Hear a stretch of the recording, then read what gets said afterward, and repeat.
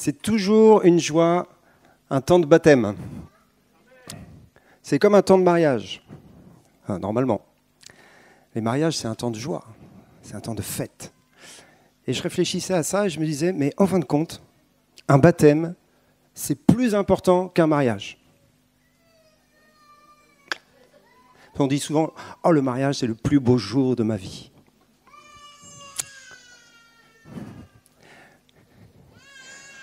Pour ma femme, c'était le plus beau jour de sa vie parce qu'elle se marie avec moi.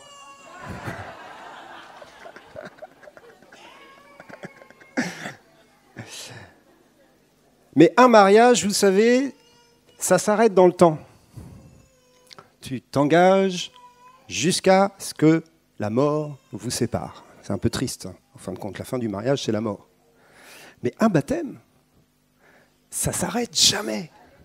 C'est un engagement pour la vie éternelle. Alors, ils ne vont pas se marier avec Jésus, parce que je vous rappelle juste que c'est l'Église qui va se marier avec Jésus un jour. Ce sera les noces de l'agneau. Mais tous ceux qui seront rassemblés aux noces de l'agneau, ils auront cru et ils auront été baptisés, s'ils ont eu le temps. Vous savez que celui qui, sur la croix, a confessé sa foi, il n'a pas eu le temps de se faire baptiser, le gars. Mais Jésus lui a dit, tu seras avec moi aujourd'hui dans le paradis, dans ma présence éternelle. Celui qui croit et qui sera baptisé sera sauvé. Et le salut, c'est la chose la plus importante qui puisse arriver dans la vie d'un homme. Il n'y a pas autre chose de plus important que cela. Alors souvent on se dit, ouais, bon, le salut c'est l'histoire du début de la vie chrétienne. C'est plus que l'histoire du début de la vie chrétienne. C'est l'histoire de la vie éternelle. C'est l'histoire de la semence de la vie qui a triomphé de la mort. Vous savez, l'histoire de l'humanité, elle commence dans un jardin. Rassurez-vous, je ne vais pas vous faire toute l'histoire de l'humanité. Mais elle commence dans un jardin, le jardin d'Éden, qui est un jardin de délices.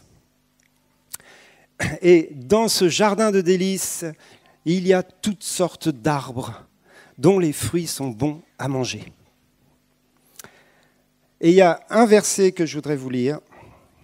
Et si j'avais pris mes lunettes, ça aurait été super.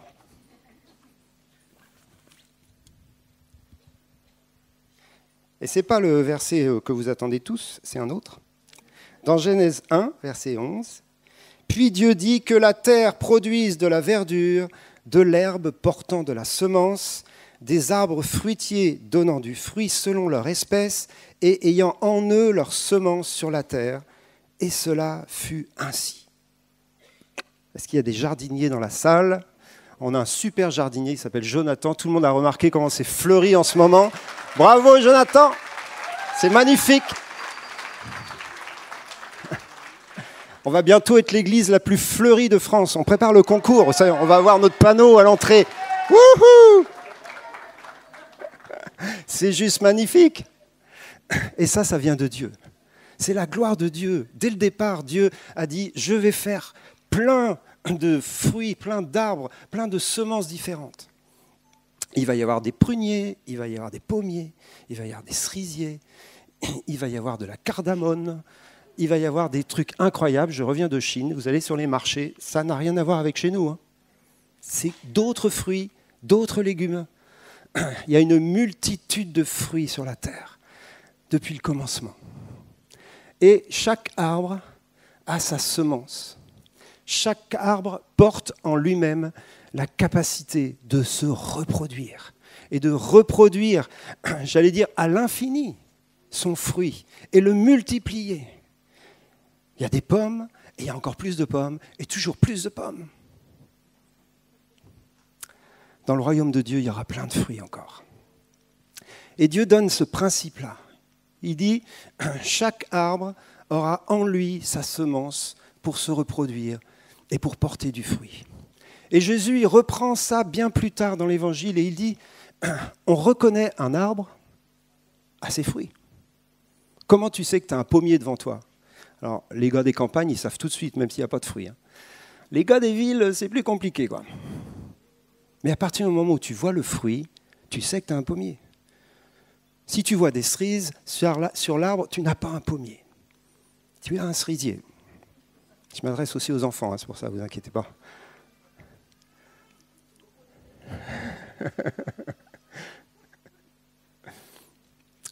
Et cette histoire du fruit, elle a bouleversé l'histoire de notre humanité. Parce qu'il y avait un arbre dans le jardin et il ne fallait pas en manger le fruit.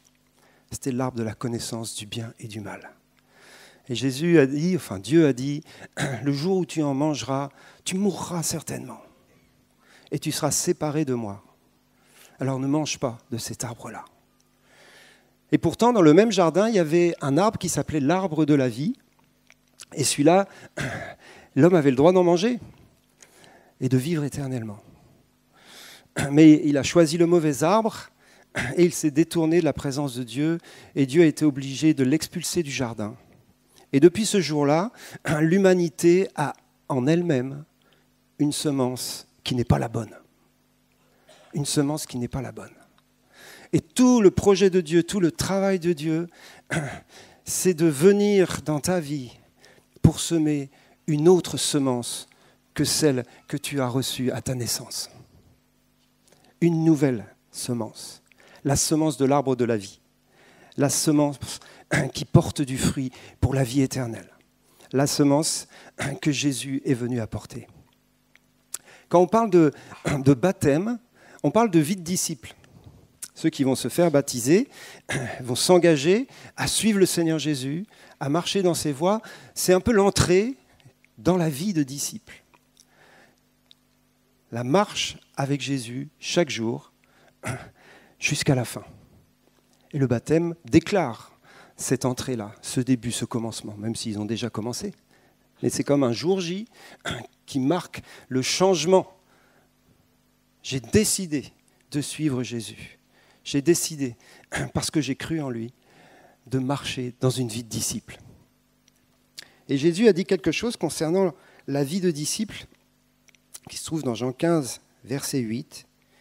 Il a dit « Si vous portez beaucoup de fruits, c'est ainsi que mon Père sera glorifié et que vous serez mes disciples. » Un disciple de Jésus, c'est quelqu'un qui porte du fruit, même qui porte beaucoup de fruits. On reconnaît un arbre à ses fruits. On reconnaît un disciple de Jésus à ses fruits. Et ça s'adresse à chacun d'entre nous, pas seulement aux nouveaux baptisés. Quels sont les fruits que je porte dans ma vie? Comment est-ce qu'il faut que j'en porte beaucoup et davantage? Comment faire? Et Jésus, pourtant, il insiste. Il dit, si vous portez beaucoup de fruits, c'est ainsi que mon Père sera glorifié et que vous serez mes disciples. Ce n'est pas porter un peu, c'est porter beaucoup. Parce que Dieu est un Dieu d'abondance. Si on a un arbre dans notre jardin, on s'attend à ce que ça porte beaucoup de fruits. Surtout si l'arbre il avait un peu vieilli, il commence à avoir beaucoup de sève, beaucoup de branches, on s'attend à une récolte abondante parce que Dieu est comme ça. Et quand il y a des mauvaises récoltes, c'est qu'il y a eu un mauvais soin, ou il n'a pas plu assez, il y a eu un problème. Mais dans la norme des choses de Dieu, il y a beaucoup de fruits. Au début, un petit peu, et plus l'arbre grandit, plus il y en a. Et lorsque tu portes beaucoup de fruits, tu es en train de glorifier le Père, et tu es en train d'être un disciple accompli. Alors, ça pose des questions, bien sûr, et on n'a pas le temps de tout voir ce matin, mais je vous lance quelques pistes, parce qu'en fin de compte, c'est passionnant, cette histoire-là. Parce que Jésus nous a donné cette belle parabole, dont je viens de tirer un verset, qui est la parabole du cep et des sarments. Et c'est une parabole qui parle tellement. Elle est simple. Jésus dit, je suis le cep, vous êtes les sarments. Celui qui demeure en moi et en qui je demeure, portera du fruit.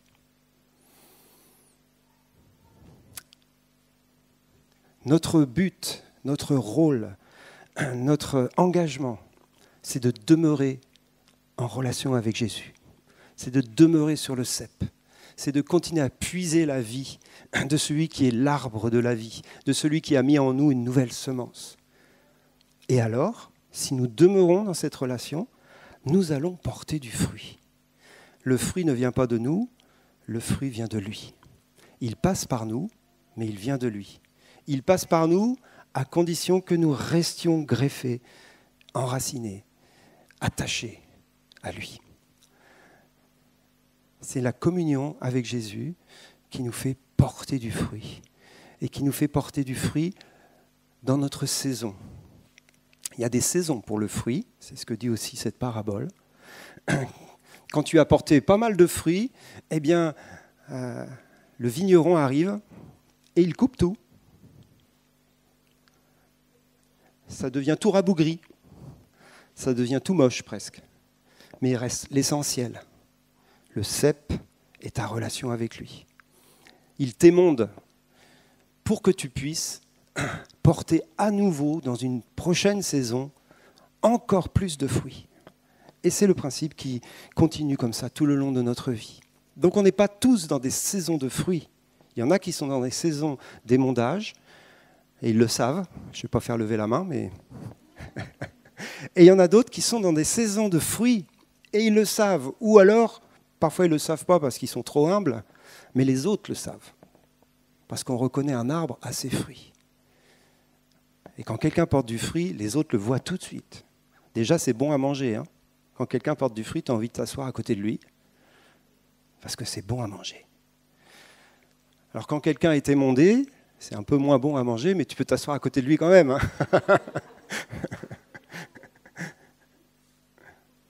C'est quoi le fruit? C'est la question qui se pose. J'ai trouvé 3 catégories de fruits que l'on peut porter. Je vous les donne juste pour information. Mais il y en a certainement plus. Le premier, et c'est étonnant, c'est la sainteté. Bah oui, la sainteté ne provient pas de nous. Essaye de faire pousser la sainteté de ta vie, tu vas voir, ça ne marche pas trop. En général, ce qui pousse, c'est des trucs pas terribles. Par nos propres efforts, c'est la semence d'Adam qui essaye de porter du fruit et elle ne porte pas le fruit de sainteté. Mais par contre, celui qui est saint vit en nous, c'est Jésus. Et il y a un verset magnifique qui nous dit, dans Romains 6, 22, « Mais maintenant, étant affranchis du péché et devenus esclaves de la justice, vous avez pour fruit la sainteté et pour fin la vie éternelle. » Vous avez pour fruit la sainteté. La sainteté est un fruit. N'essaye pas d'être saint, essaye d'être en communion avec Jésus de plus en plus. Et tu porteras le fruit de la sainteté. Et ce qui va avec ça, c'est la deuxième catégorie de fruits, c'est bien sûr le caractère. Ce qu'on appelle dans Galates 5, 22, le fruit de l'esprit. Le fruit de l'esprit, c'est un caractère. Et au fur et à mesure que tu es en communion avec celui qui a ce caractère-là, eh bien ton caractère change et tu lui ressembles de plus en plus. Et dans ce sens-là, tu portes beaucoup de fruits. Alors souvent, on a tendance à penser aux fruits en termes de rendement, parce qu'on est dans la société du rendement. Il faut beaucoup de conversions, beaucoup de miracles, beaucoup de choses dans nos vies pour qu'il y ait du fruit. C'est du fruit aussi, mais on peut se mettre sous un joug de rendement, vous voyez ce que je veux dire? Le caractère, ce n'est pas le fruit du rendement. Ouais, j'ai beaucoup bossé aujourd'hui et mon caractère est magnifique. En général, plus tu bosses, moins ton caractère est magnifique. Non, c'est le fruit de ta communion avec Jésus. La douceur, la paix, la joie, la bonté envers les autres, la grâce. Tout ça, c'est un fruit merveilleux qui vient de ta communion avec Jésus. Le troisième, eh bien, curieusement, ce sont nos œuvres. Les œuvres qui viennent de notre relation avec Jésus sont aussi un fruit de nos vies. Juste un verset. Marchez d'une manière digne du Seigneur et soyez-lui entièrement agréable, portant des fruits en toutes sortes de bonnes œuvres et croissant par la connaissance de Dieu. Colossiens 1,10. portant du fruit en toutes sortes de bonnes œuvres. Des œuvres, des actions, des projets, des petites choses, des grandes choses, toutes ces choses qui jaillissent de ta relation avec Jésus sont du fruit. Et c'est du fruit bien concret que les autres peuvent connaître et voir et dans lesquels ils sont bénis. Et la quatrième dimension du fruit, c'est bien sûr la postérité.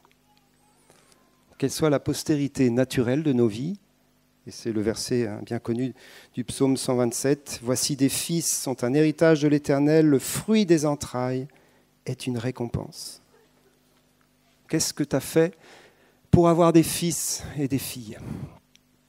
Pas grand-chose. On ne va pas rentrer dans le détail. Pas grand-chose, en tout cas, de toi-même. Et pourtant, c'est le fruit de tes entrailles. Et du coup, on vient de célébrer la fête des mamans. On s'adresse directement aux mamans. C'est le fruit de tes entrailles. Et c'est incroyable, ça. Et c'est le plus bel exemple du fruit pour lequel tu es entièrement investi et pour lequel tu n'y es pour rien. Vous voyez ce que je veux dire, les mamans, hein? C'est-à-dire que tu le portes, tu donnes tout pour lui, tu le nourris, mais tu y es pour rien. C'est le mystère de la vie. Et tu portes du fruit. Et le fruit de tes entrailles est une bénédiction. Et bien sûr, c'est valable pour la vie naturelle et c'est valable pour la vie spirituelle. Le fruit de nos entrailles, ce sont ceux qui, au travers de nous, viennent au Seigneur et découvrent sa grâce et son amour et découvrent le salut. Et je terminerai juste avec un principe pour porter du fruit, qui est le principe clé, le principe fondateur, le principe qui a bouleversé l'humanité entière. Vous le trouvez dans Jean 13, verset 23. Non. Jean 12, verset 24, excusez-moi. En vérité, je vous le dis, si le grain de blé qui est tombé en terre ne meurt, il reste seul. Mais s'il meurt, il porte beaucoup de fruits. C'est le principe de la mort et de la résurrection. Une semence, pour qu'elle puisse porter du fruit, un grain de blé, il faut que tu le mettes en terre et il va se dessécher, il va mourir, il va craquer et alors il va ressusciter. La semence va sortir de cette coquille et va pouvoir porter du fruit, remonter et porter du fruit. Et s'il n'y a pas cette œuvre de mort, il n'y aura pas cette œuvre de résurrection. Et bien sûr, lorsque Jésus dit ça, il parle de sa propre mort et de sa propre résurrection. Et Jésus a décidé de venir pour donner sa vie comme une semence, comme la semence de l'humanité que Dieu va multiplier dans son royaume éternel. Jésus vient, il donne sa vie, il meurt sur la croix. Et sur la croix, il est ce grain de blé qui était seul. Il était le seul juste, il était le seul être humain sur la terre à avoir parfaitement obéi à son Père, à avoir porté tout le fruit que l'humanité devait porter. Et il donne sa vie, il meurt,